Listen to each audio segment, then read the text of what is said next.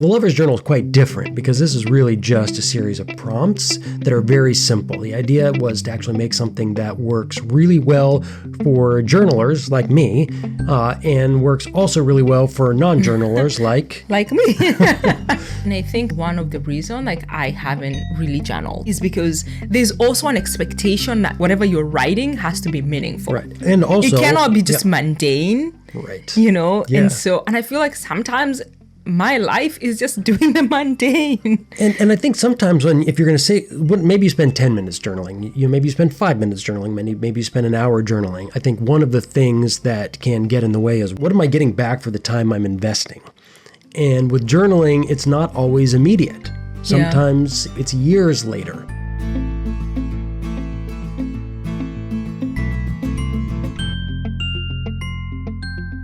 Welcome to the very first episode of our podcast for 2021.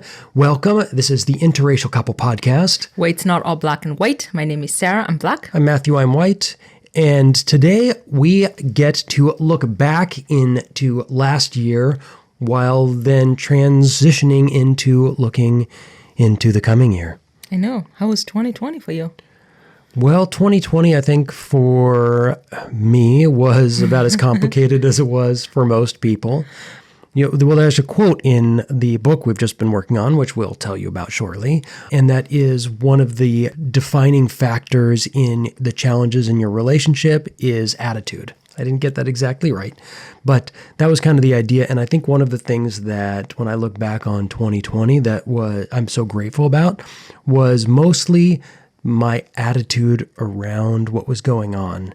A long time ago, if I could look to say what was the sort of key to me sort of turning around a particularly challenging time in my life, and that was the way I phrased this question, why is this happening to me? And I could ask that as why is this happening to me? Or I could switch that around and say, why is this happening to me? And as soon as I started doing that, every challenge became something that elicited curiosity. So when I look back on 2020, I'm certainly asking that question, why did that happen? Why did that happen to me? Why did this happen to us as a race, as a human race, I mean? So that's kind of this question that I look back on. How was it? It was a lot of different things. And I'm still sort of looking at it with a whole lot of curiosity to try and figure out what in the world was going on and what do I need to learn from it. Yeah.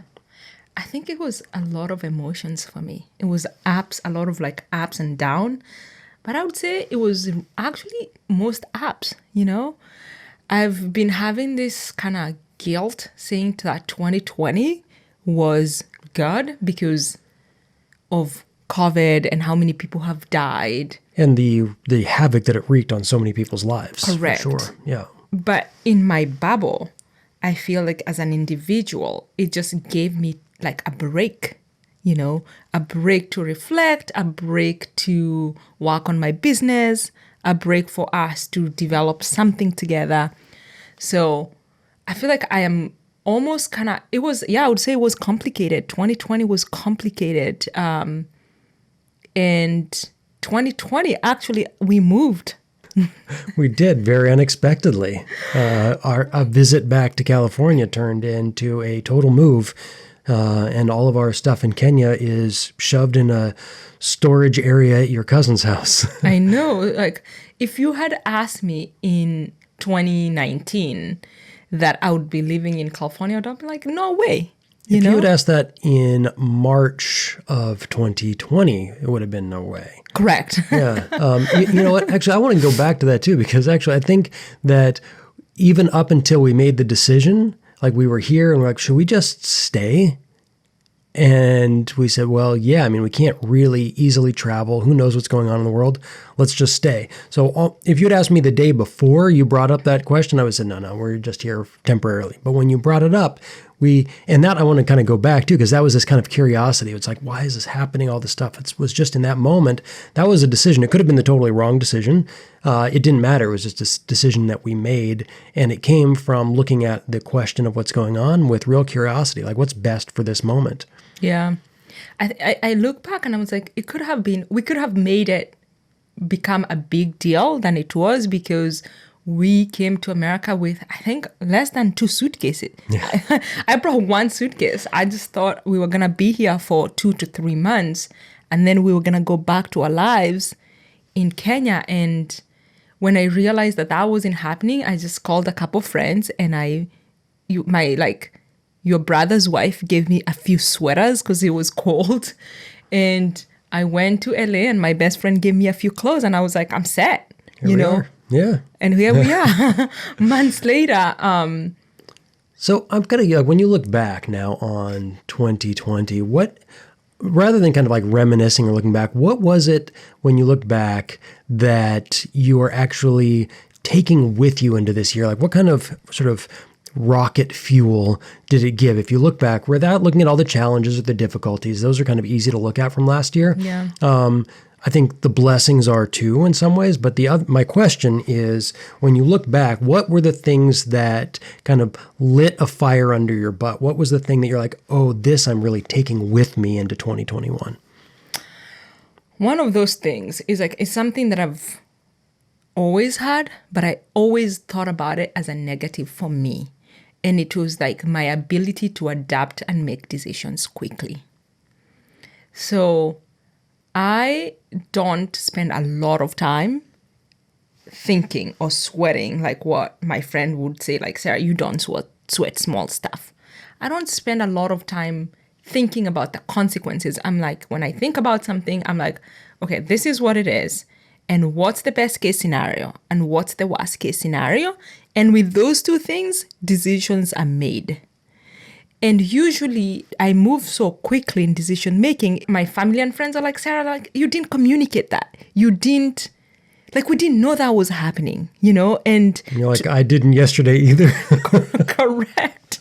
And it was so hard to say that. Like, it's like I make this huge, what other people would call like a huge decision that would affect my life. And people are like, wait, but you really didn't spend the last 4 months talking about it. It just was like, I'm sorry. If I knew this was going to happen, I would have communicated, So even when I called my cousin and I was like, thanks for keeping my things, but we're choosing to stay in America since we can't travel. And he was like, was there a part of, like, you just left all your things here? Like, was there a part of you that was like, I might stay? And I was like, no, there wasn't a part of me that literally thought I could stay in the US for this long. Right. But I think it's hard for most people to be like, my life is in Kenya, all my belongings are in Kenya, and then the next month I am living in the US, I'm living in California, and I'm comfortable. Like, I could keep doing this. Yep. So I think that's kind of one of the things that I want to take into my life, and not so much as a negative. It's actually something that makes me adapt to things and make me be present in what if I choose that, then it's what I got, Right. Yeah. That's really nice, actually. And, for me, I definitely, I'm a little bit more of a planner than you are. Though I think for some people, they think I seem also fairly erratic and spontaneous, possibly. But I definitely do give things a lot more consideration than you do.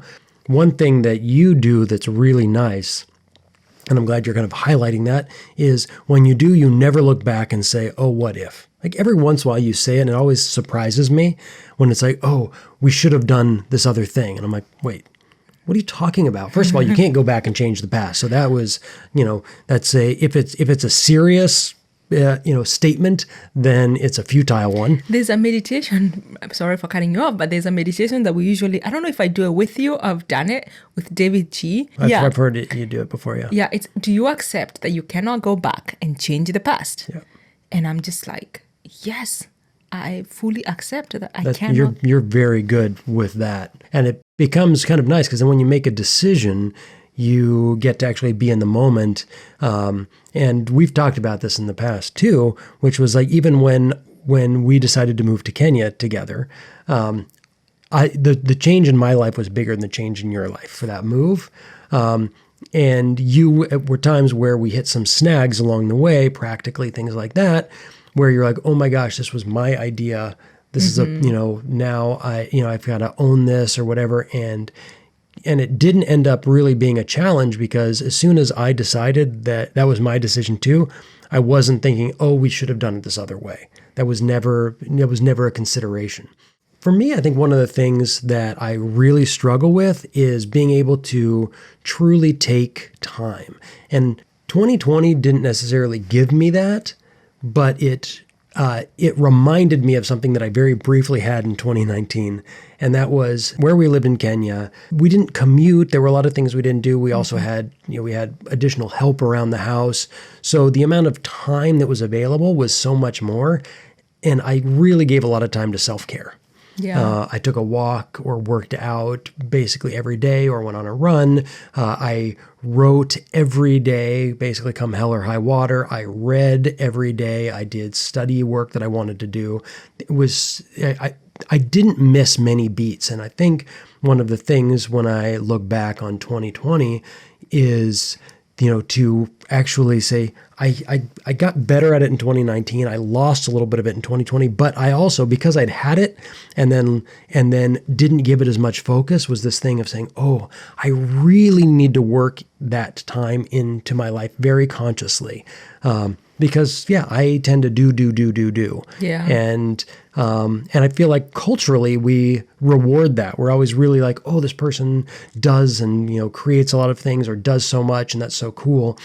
And I feel like that actually, that's missing a certain part of the point of life, which is to be actually, really just take the time and sort of tend the inner garden, as it were. And, I go through phases, but I want to make sure that that's not a phase, So I think that's something for my 2020 that I want to bring into next year. Yeah, I feel like when I realized, because I grew up in Kenya, so that was my culture. And then I moved to America, where it was like, days go, go, go, go. And when we moved to Nakuru, it was like after 7, I was like, what do you do? Yeah. Remember?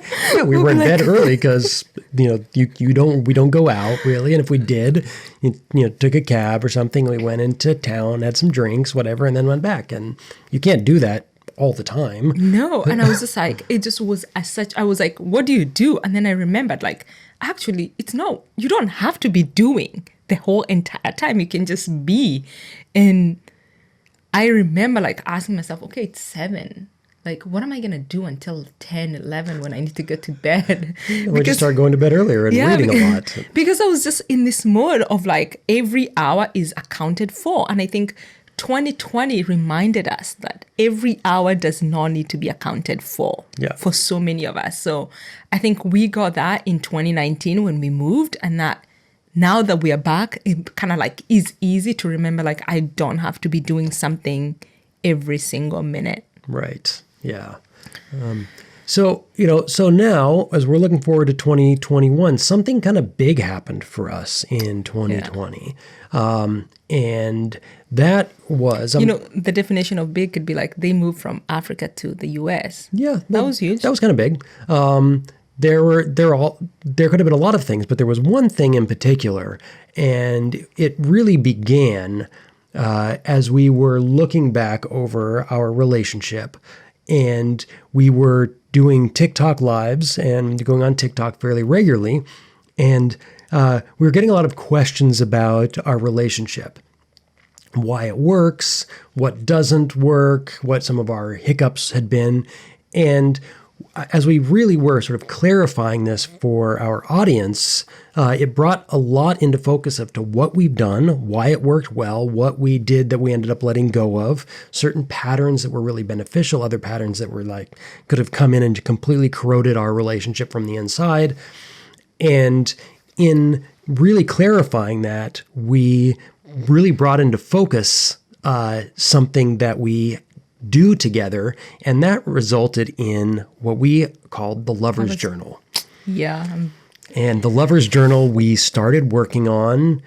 In a lot of ways, you could go back and say we started working on it as soon as we got together with our journaling together and reading relationship books. I think that's a fair assessment. The Lover's Journal has been in the making for a couple of years. Yeah, because immediately, like as soon as we got together, you brought this book over and you said, we're going to work on this book together. If we're going to be in a long-term relationship, we need to work on, and it was the book was The Energy of Money, but it was really, we used it as a workbook for for money issues and energy issues within our relationship. And it was incredibly powerful. And that was really the beginning. But last June, I guess, when we first got back into California, we started kind of taking this work that we've done, codifying it and putting it down on paper. And now we have the Lover's Journal. I know. And the other thing too, like I have to say is like, with all the work that we did, there was something that you do every day, most days, that I admire so much, and that is you journaling, you know? So for me, I just don't know, like I journal, but not really, you know? So I kind of just do it like once. I would like to make it a practice, but it's not something that I have really, it's not a habit that I usually do. And so I'd watch you journal and I was like, damn, we should create a journal for couples like us to do that we both can do together, because we have done so many like things together, you know. Because we have done plenty of journaling together, not necessarily every day or every week, but certainly the Energy of Money was our really, that book was like where we journaled so much, because my journal that I bought for all the exercises that we did together from the book is literally full. And that is the first time, that was my first journal to feel like I've never, it's embarrassing to say, but I don't have a journal that's full. That was the first time, because there were so many exercises in that book to do as a couple.